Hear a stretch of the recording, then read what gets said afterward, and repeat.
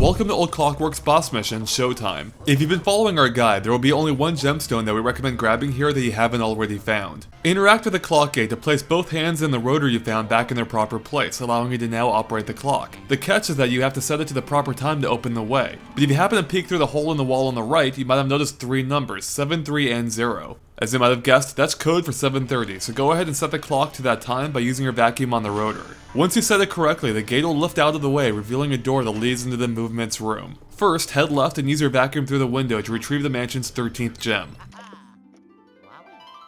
Now the section of ground you're on is actually a giant lift. To begin raising it, use your vacuum on the rotor in the middle. Now you'll soon be raised beyond the point that you can reach it, but there will be another rotor on the right you can use to continue your ascent, followed by one more on the left. Using all three, you'll be able to reach the door above that leads into the belfry. Now just head toward the ladder to find yourself launched to the boss's arena, which takes place in a giant clock.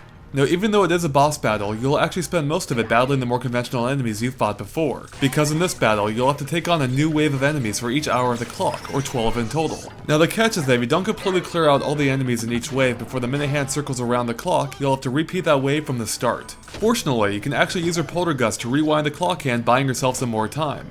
Conversely, you can speed it up too, though there's really no good reason you'd want to do this. As for the waves of enemies, your usual tactics should work fine for the most part. But if you're quick on the draw with a strobe light, you should be able to stun or take down many of the enemies almost immediately at the start of a round, since they all appear from the same place. Now between rounds, make sure to stand on the outer edge of the arena to avoid being taken out by the fast moving clock hands. Also, make sure to avoid them entirely when they glow red. Now after every fourth round, the poltergeist himself will make an appearance. Keep on the move to avoid his dash attacks, then get ready to stun and vacuum him after the fourth one when he temporarily KOs himself to inflict some pain.